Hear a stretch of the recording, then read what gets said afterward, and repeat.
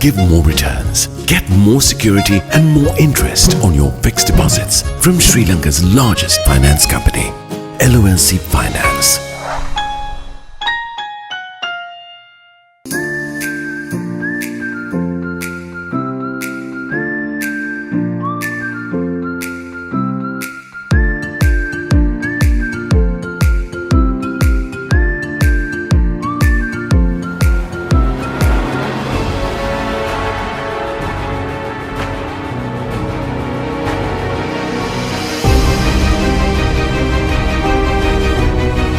Be part of the solution to make your world a better place.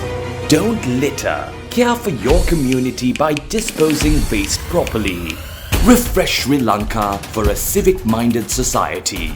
In association with AICPA and CIMA, CA, the Institute of Chartered Accountants of Sri Lanka, and 99X. LMD, the voice of business.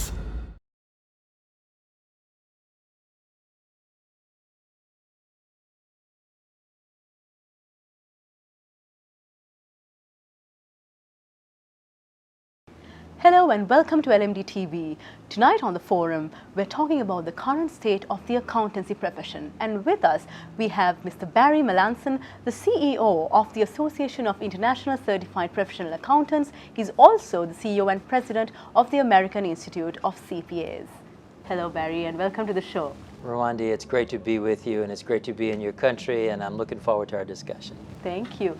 Starting off our conversation, can you brief us on the current state of the profession, especially looking at it from a world that's rising up from the ashes of the pandemic?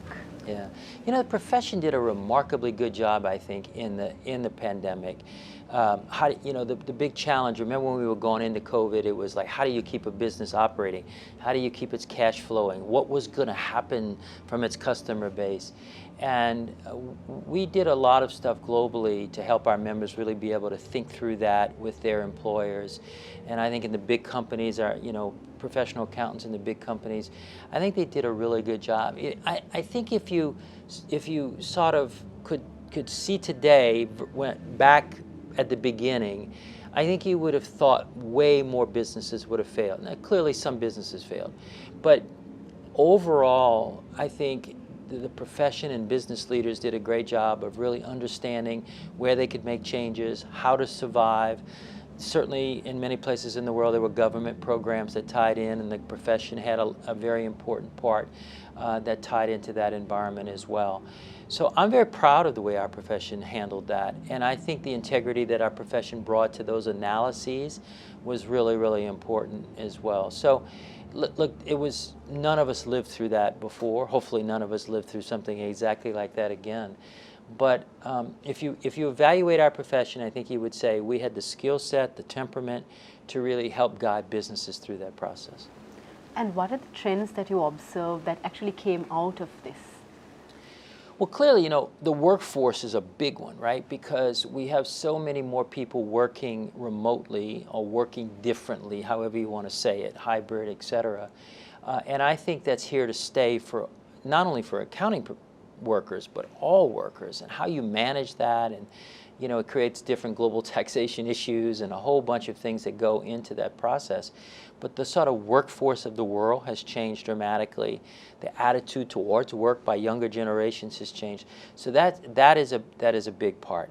I think today the agenda is clearly about and it's clear, and we're going to come to that here in Sri Lanka, but the economics of the world, which a lot of that is still recovering from COVID. Deficit spending that governments went through and the like. Technology, it really expanded and sort of seeded itself in businesses differently because it had to in COVID for those businesses, and that has an impact on our profession. So all of those things added together really changed it. The simplest way for me to describe it is, I think we sort of predicted a lot of the things, like from technology and changing workforce and demographics. It's just the speed that really changed coming out of COVID, the acceleration of that, and what comes with that is the notion that I think everybody, but accounting particularly, has to have a skill set shift. We have to continually change our skill sets to be effective going forward. And how do you see the gap between where we are now in terms of skills and where we ideally should be? Yeah, it's really two-pronged, right? We have to think about it for entry-level people. We have to think about it, I think, for mid-career. I mean, mid-career is maybe more than a point. It's more of a band. But you know, someone who's ready to retire or whatever, this is slightly different. But if you think about, I'll take the mid-career. If you think about someone who is sort of middle-age, middle career in our profession, the amount of change that they've gone through has been dramatic, but the amount of change they will go through for the next, let's just say, 20 years of their career, it's almost mind-boggling of what we will be doing. No one can predict it with certainty. We can predict the speed, we can predict the complexity, we can predict the technological capabilities. What will be constant is the taking of our skills in that environment and applying ethics and judgment and hopefully impact decision-making from the information that we create. But our use of artificial intelligence and big data, audits will change, financial reporting internally will change, tax laws will change dramatically on a global basis. And so, you know, that technology is really going to be a big player on that. We're going to be needed. You know, people would debate 10, 15 years ago, will technology displace the need of the profession? There is no chance of that, because technology makes us and helps us do our jobs better at a higher level, but we have to have the skill sets to take that information and apply it differently. And on the entry side, so a young person seeing a career, first we have to educate young people not only on the technical aspects of accounting, but also the impactful aspects of accounting, how we change the world and how it's a dynamic profession. And we really are a dynamic profession. But sometimes the stereotypes work against the profession. And so young people need to see that importance and that impact. We'll come back to ESG, but ESG is a purpose. It's a purpose to help save society, and accounting is going to have a huge role in that environment. And then the actual competencies for young people, we have to keep that skill set that we educate on and we test on or assess on so that someone can be a professional accountant. We have to keep that evergreen and really changing very rapidly, because we want to prepare an entry level to be highly productive very early on in their careers. And that means a commitment to their skills evolution. I'll sum it up by this. 25 years ago, I think people would have said that, you know, technical skills were some high percentage of the competencies of an entry-level accountant. I don't know, 80%. Today we'd say it's about 20%, 20 to 25%. It's important. It's sort of what we would call in a gambling parlance, table stakes. You got to have it to sit at the table. But to succeed, you got to have so many more skills. And I think our profession's doing a great job of evolving through that, but it's going to take continual commitment and work going forward. Moving on to a slightly different topic. You come to us from the US. Can you brief us on what's happening with the US economy? Any insights that you can share, especially looking at the world economy with worries of a downturn in the economy? Yeah, so look, I'm sitting in a country with you that has some economic and political challenges. I would say most of the countries of the world have economic and political challenges, and to get specifics to your question, so does the US. We have a polarized government. Let's just be honest about it. We have a very polarized, we could go into the theories of that. Social media has, I think, a big impact on the polarization of all governments around the world.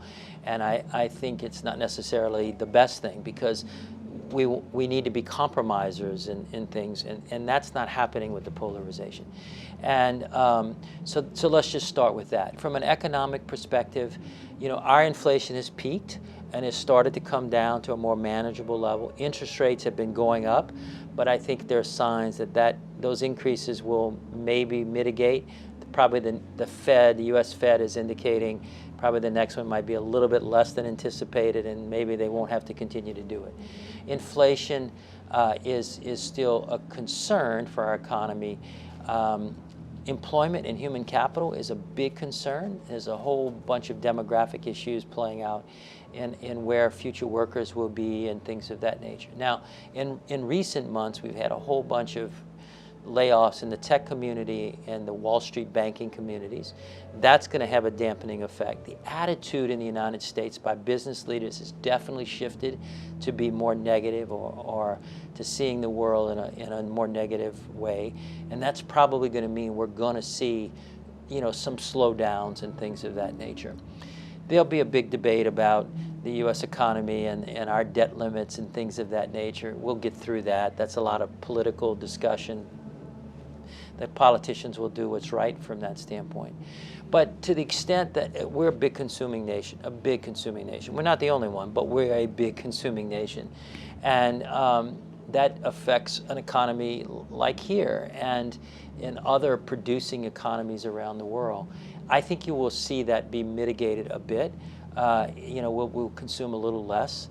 So far, the predictions of recession and reduced consumption haven't really materialized.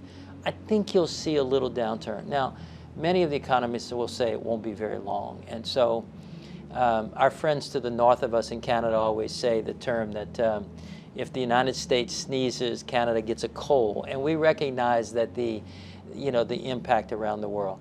I think the bias in American consumerism is we're spenders, and spending is very important to keep the economy going. So hopefully whatever downturn we have won't be very long. And against such a backdrop, how imperative is cash flow management for businesses?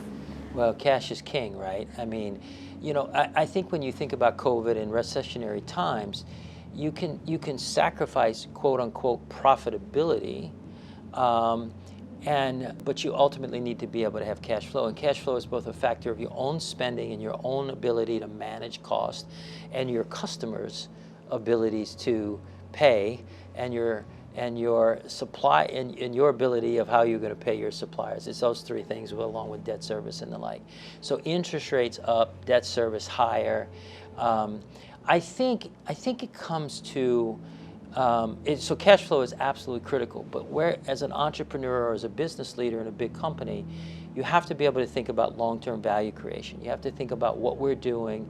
Like if you're in a market in Sri Lanka, you have to think about, maybe I have a negative cash flow in the short term, but what if I had over the last 5 years or 50 years, maybe in some cases. I was with some business executives before we were recording this, and I thought some were local businesses and some were local operations of multinationals. And to a person, they all said, look, my company's approaching this as saying, we're having some lean years, but we had some very positive years. And so we need to be thinking long term, not short term. And so when you get to cash flow, that's the short term fuel of people being able to think long term. So it requires you to, back to that consumption, to be conservative on spending and things of that nature. But if you do that well, you can still be a long-term committed entity to the economy, and that helps the global economy. And what is your advice, or what are your recommendations to professionals at strategic, managerial, and tactical levels to work towards better cash flow management?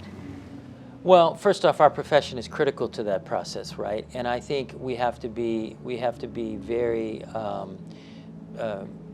precise, to the extent we can be precise with the information flow. We have to be passionate about it and bring the right decision making, because no one is going to be able to make the best decisions without the right information.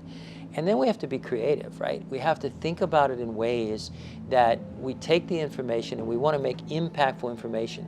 And I think where our professional accountants fall on that sometimes, and where this is back to the skill set point, is that we have to be committed to having the skill sets of taking fact patterns that we can do the analysis of, and we can trust in the information, and then really make impactful recommendations and drive impactful decision making. We talk about that all the time. And so it's really about how can I understand scenarios, et cetera. I sat with a CFO of a huge company who was one of our members. This was actually right before COVID. And what he said to me was, he said, look, I have all these people who can pull this information. They come in sort of the track of the profession. But I don't have enough of them who can take that information and really understand in different scenarios and what the impact will be from those. And that, of course, is what we talk about in CGMA, which is our global management accounting credential and other things, is that impactful decision making, and that applies to the cash flow. It's being ethically creative, not unethically creative, but being ethically creative and really understanding something that's going to have a material impact and being able to have, the understanding of that. And then communicate. The last part is you have to be able to tell the story. I just told a story about that CFO, with that, or the CEOs I met with this morning. And I think as professional accountants, we have to be able to tell that story, the why of something. And in relatively simple terms, that why this is a big cash flow drain, or why if we make this change, it'll save X number of jobs in the short run, or whatever. And, storytelling, you're in the storytelling business, right? But storytelling is very important. And the language of business is what we sort of have, and the ability to take our skill sets and apply it in sort of a more coherent storytelling way is important when you're managing tough things like economies and cash flows. And now we're going to take a short break. When we come back, we're going to talk more on the current state of the accountancy profession. Display your brand message on digital screens at prime locations. The largest digital advertising network in Sri Lanka. Emerging media. Take Light 87 on the go with our mobile app. It's what I want to hear. Just search Light 87 in the App Store or Google Play right now. 87.8 and 87.6 island-wide. Light 87.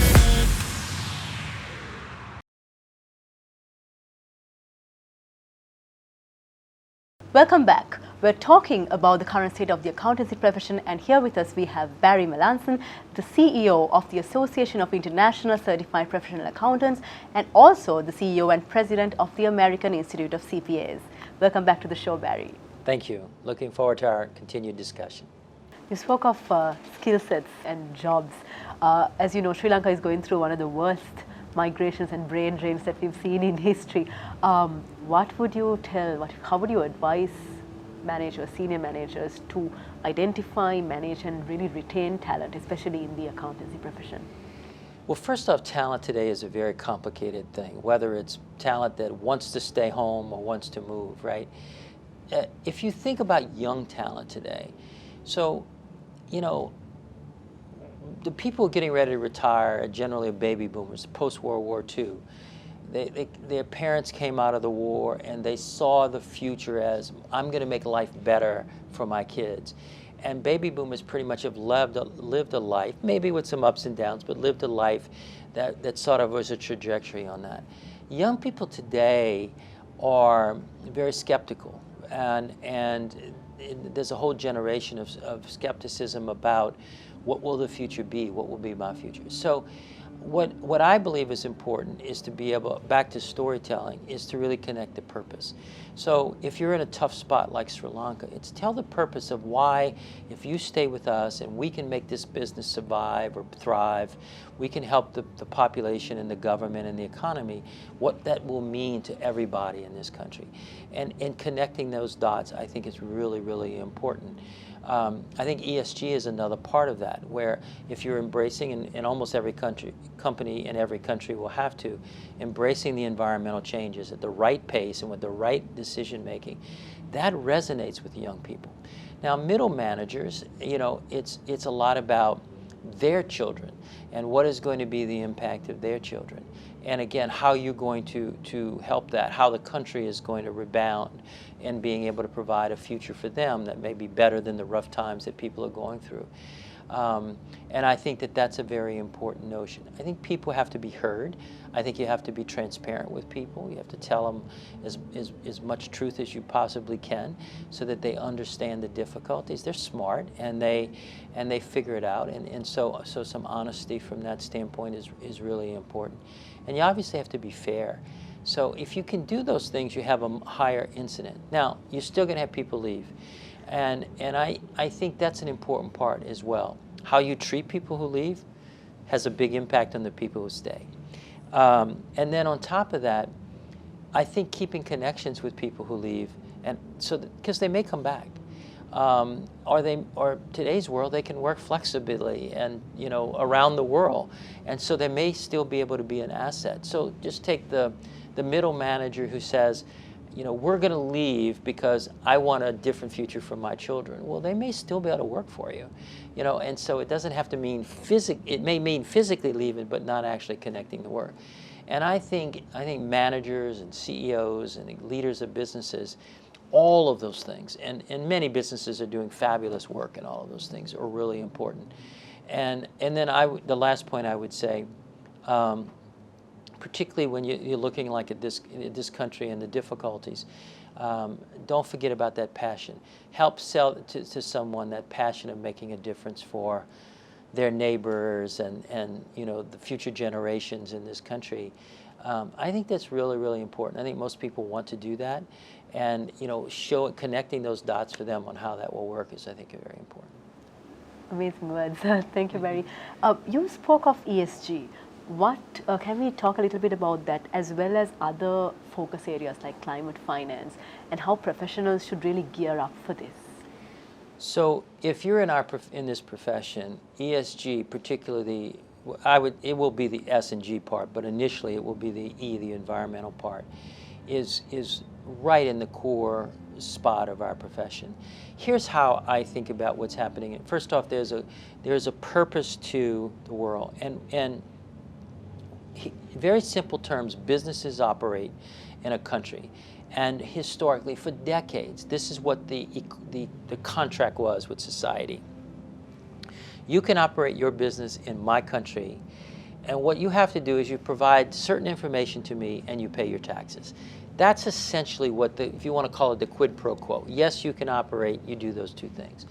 What the world is changing to rapidly, is government leaders, society as a whole, multi-stakeholders, employees are part of that, investors are part of that, financial institutions are part of this, is they're saying, you know, that equation has gotten more complex. You want to do business in my country, yes, you have to provide certain information, yes, you have to pay taxes, but you have to provide a broader set of information, and you have to make a positive societal impact in this country, or in the environment, or in the place that you are. And environmental issues tie into that. And so what we're seeing is I co-chaired a working group that helped establish a new International Sustainability Standards Board. So if you think about accounting, it's about taking business transactions and we measure them against standards. And then we put them in a financial statement that drives decision making, and then we tell a story to investors, and then we may have an audit associated with it which provides consistency. Those 5 things are happening in the environmental space. It's about how do you build a control structure so that the environmental measurement is reliable and consistent. Then the second thing is you have to measure it. So I have a set of facts. How do I measure it against a set of standards? Those standards are coming on an international basis. They're in process as we speak. Then the third thing is, how do I tell a story inside my business about what that information and that measurement tells me, so that we can drive decision making. We can phase in certain things. We can be on a journey. We can tell the journey we're on. And then the fourth thing is, how do we tell an external story? Just like CFOs and things of that nature would tell an external story about finances. Well, now it's a broader set of information. And then finally, that has to be assured against in an independent way, so that people know that you're not greenwashing, that you're applying the standards consistently and in an honest way, you know, in a transparent, comparative way. Those 5 things are exactly what we've been doing for decades in accounting, and it's applying it to a different set of measurement, different set of standards in a different sphere. And it is happening around the world. And the world is embracing a global set of standards. There may be some uniqueness in particular countries. And this is very important for our profession to build competencies and to embrace inside of businesses. It's going to happen at different paces in different places in the world. It's highly political in the United States, for instance, much less political in the EU, as an example. And so it is with that mindset that I think accountants need to do it. Now, that's the E part, but soon it will be, I would say, on the social part, which includes, we all know social part is very complicated today, what employees expect and all of the things that go forward for that. And I think if we're honest as professional accountants, we've done marginal amount of work in measuring people. right? We don't, how do we calculate the value of an employee in a workforce to society and to a company? We can expense payroll cost. We know how to do that, but that's not really the value measurement process. And I think after this environmental part is sort of becomes mainstream, if you want to call it that, I think some of the other areas like people and societal impact will come into the measurement. All of those are purpose for our profession, new skill sets, new value for our profession. Barry, moving on to talk about a buzzword that's been buzzing around for a long time, technology. It has always been an enabler of efficiency, but now with things like AI, machine learning and robotics, what is next for the accountancy profession? Well, I think the first next is the full embodiment of AI and machine learning into the businesses, into the financial side of things. We've been talking about this for a long time. It allows us to access information differently. We have a project, our organization, we have a project in the United States on how do we completely reinvent the audit. If the audit did not exist, the financial audit did not exist today, and we were creating it knowing about AI and data analytics and all those things, how would we create it? How would we create it to be the best thing it could be? And the same thing is true on financial information how do we make better decision making from this? So those things are here. Blockchain, even though there's some ups and downs in the cryptocurrency space, blockchain will continue to be utilized very effectively in more ways, which will drive down the incidences of fraud and money laundering and things of that nature, which I think we have a role in and is important to us. We will see, because of technology, we are the most global of all professions, and we're the most national of all professionals. It's unique, right? If you think about medicine and law, they may study abroad, but they practice medicine. They see a patient, or law, they apply the national laws predominantly. But we operate for businesses on a global basis, and we operate in the local environments. And so these technologies are going to change global tax structures. They're going to change, global expectations like in ESG, and the measurement that goes along with it. So that, they're going to drive it. They're also going to change how we structure things. So the typical management accounting function in an organization is shaped like a pyramid. You have a leader at the top, and you have a lot of people at the bottom from a transactional prospect. Well, technology is starting to round that out, maybe a more rounded bottom and a fatter middle. And that means that we're going to have greater needs for people who are mid-career, as an example. And then there will be new technologies invented, right? I still think right now we're in the phase of taking some of these technologies that have sort of been championed to be hugely impactful, and then usually they go through a lull. It's called a technology adoption curve. They go through a lull about really what is their impact, and then people create the real applicability of them, and they become normalized. So the cloud today is normalized. 5 years ago, it would have been, I'm scared of the cloud, et cetera. Now it's normalized. Well, some of these technologies are in the way to being normalized. So we've got next few years of normalizing these technologies. I think AI is still to come through this cycle as to how we really use AI to decipher information. There are examples of it happening, but it's going to get more obvious. So technology will change our profession, but guess what? Technology has always changed our profession. It's always changed. The microcomputer, people said, oh, it was going to eliminate our profession. Well, no, actually, it just allowed us to do different things that were more valuable in the business, and that's what's happening with this wave of technology as well. Barry, we're almost coming to the end of our conversation, but I think I'm going to touch a little bit on the S in ESG. As you know, LMD, we recently launched a campaign called Refresh Sri Lanka. So in it, we're trying to create a more civic-minded society. In terms of the accountancy profession, what are your focus areas that we really should prioritize to get professionals to be more socially responsible? Well, I think the leadership, and we've had tremendous leadership in the environmental space, which is sort of still the E, but it does sort of roll over into the S. Why? Because the answer in the environmental space is about multi-stakeholders. It's not just about the investor, but it's about employees and customers and suppliers and the community at large. And so that's clearly in the S. Employees are clearly in the S. as an example.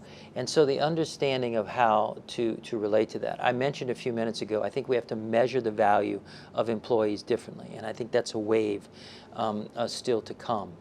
And if we can get it right on the environmental, I think it's going to be leveraged more into the societal part.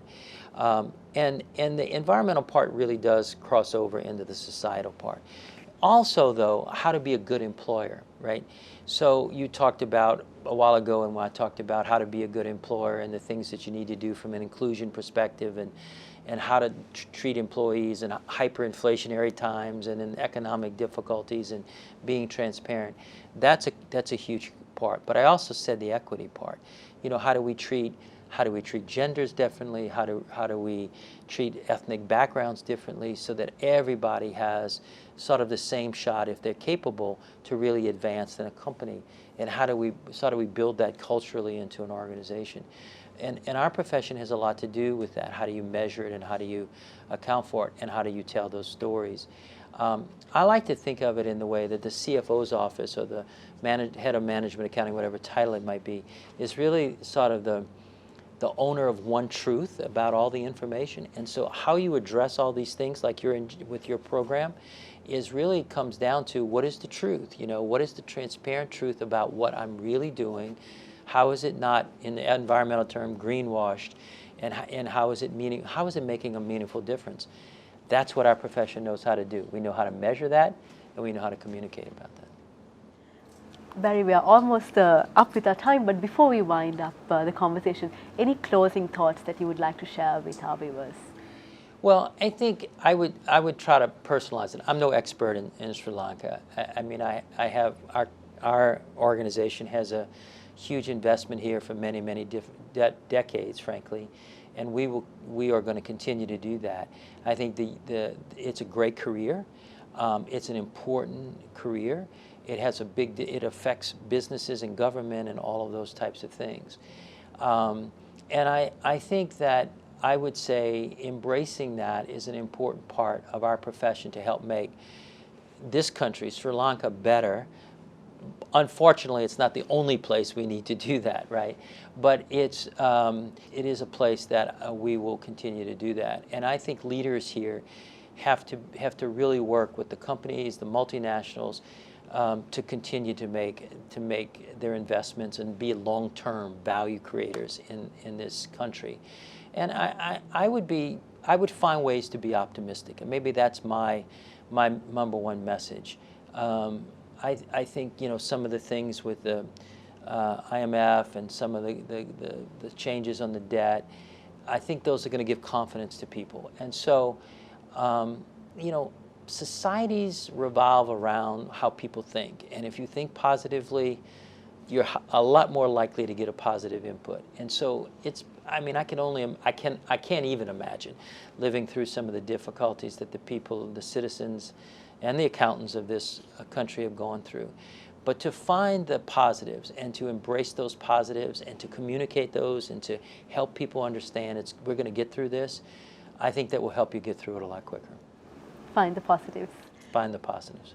We've been talking to Barry Melancon, the CEO of the Association of International Certified Professional Accountants. He's also the President and CEO of the American Institute of CPAs. Thank you very much for joining us today. Thank you, Ruwandi. It was great to meet you and to be with you. Thank you very much.